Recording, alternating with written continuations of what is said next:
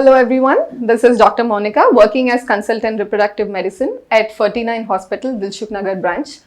Today we are going to discuss a very important topic, and that is effects of age on fertility. And when I talk about age, there is an extreme range, but I want to limit this discussion to only that age of 35 years plus age group belonging women. Now in these women, what are the various adverse effects particularly that the increasing age can have on their fertility? Now today in the present age we find that many of the women are very career driven, so they push the family life to a backseat. But still I don't want these women to compromise any, and want to discuss what can be the pros and cons of pushing the fertility further.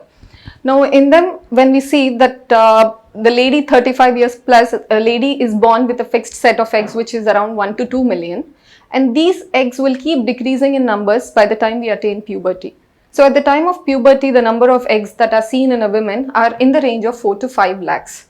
And after this, every menstrual cycle, it is not one egg that we are losing multiple numbers which are in the range of maybe 10s or 20s.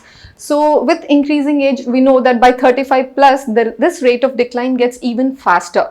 And at the same time, it's not just the number of eggs that are compromised, the quality of the egg is also going to decrease, because it's like any other organ in the body that is aging. The egg also, which is present in the body since birth, is also going to age. There are various reactions that are going on in the body that can go and injure the eggs and cause some harm to the DNA or the genetic material that is existing inside the egg. These small injuries will accumulate over time, creating an abnormal gamete. This abnormal gamete, as a scientific term we say, is supposed to undergo apoptosis, which is a natural death. But when this does not happen, this abnormal gamete escapes that process, it does not undergo death, it is available for fertilization with the husband's sperm. So when a sperm and such an abnormal gamete or an abnormal egg coming from the body of the lady is uniting, it's giving rise to an abnormal embryo. And through process of natural selection, the uterus will reject it. So they might not get pregnant with such an abnormal embryo. But in a scenario where such an embryo is actually going and implanting inside the uterus, there can be two possibilities. One is it can result in miscarriages. And when I talk about miscarriages, they are early trimester miscarriages when genetic abnormalities are involved. So it is the miscarriages that especially happen in the first 3 months that we often see are because of these. And let us suppose that they actually continue the pregnancy, they are not aborted and they actually continue. Then what happens is there is a possibility of baby being born with congenital abnormalities or certain mental retardation. Next, apart from these conditions, there are few others that can be seen in a lady who is above 35 years and getting pregnant. So what are these? These I'm talking about are medical conditions that can complicate the pregnancy. When I talk about medical conditions, they are gestational hypertension, or they can be gestational diabetes mellitus. Are these conditions only causing adverse effects in the mother? No, they can be harmful to the baby as well. So you can see that there can be risk of preterm babies or certain intrauterine growth retardation in the baby. So these are the various complications that can be faced. And what do we do when a couple approaches us where the lady is above 35 years age? We look at their married life, that is how long has it been since they're married, and after that how long has it been since they have been trying for pregnancy.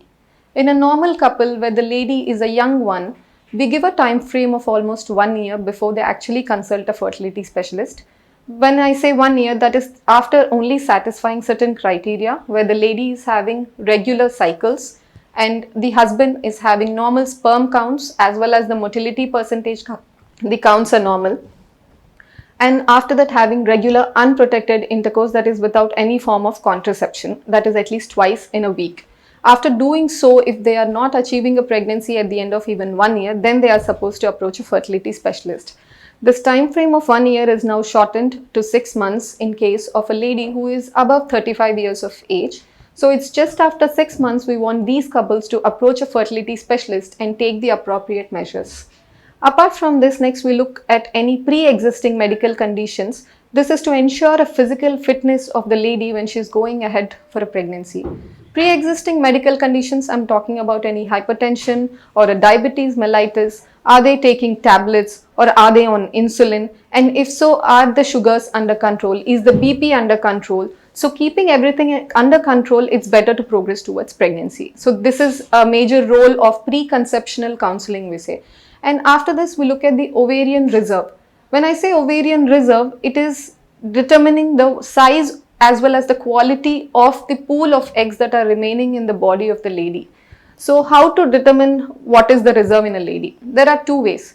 One can be through a blood test, an investigation where we look at anti-Mullerian hormone. So this anti-Mullerian hormone, the value when it is less than 1.2 nanogram per milliliter, it is indicative that a reserve is on the lower side. Next, another way to determine would be AFC, that is antral follicular count. When we do an internal scan, a transvaginal scan, we are able to also see the eggs in each ovary. And when we count the eggs in each ovary together, we see a number when it is less than 5, then it is deemed that the ovarian reserve is low.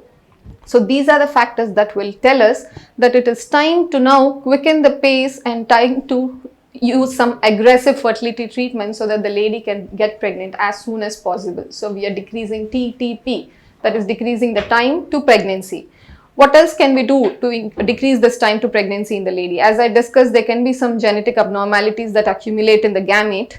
So what we can do to make sure that only a normal embryo is being put inside the uterus. Now, when we go for an IVF, let's say the reserve is less, the doctor has advised you to go ahead for an IVF treatment. And in the IVF treatment, we have created few number of embryos. Now, how to determine among these embryos which is normal, which is abnormal? We have a method that is called PGT, that is pre-implantation genetic testing, where we are, with the help of laser assisted hatching, creating a hole in the wall of the embryo and taking certain cells out and sending these cells for testing. So in that testing, if the embryo is normal, then we try to put that particular embryo into the uterus of the lady. So this is another way where we can decrease the time to pregnancy and to achieve a normal pregnancy, because obviously the ultimate aim is a healthy singleton live born baby. So today's discussion was not to create any sense of panic in this age group of women. This is purely to create awareness so that you will consult a fertility specialist as soon as possible and take the needed help. Thank you.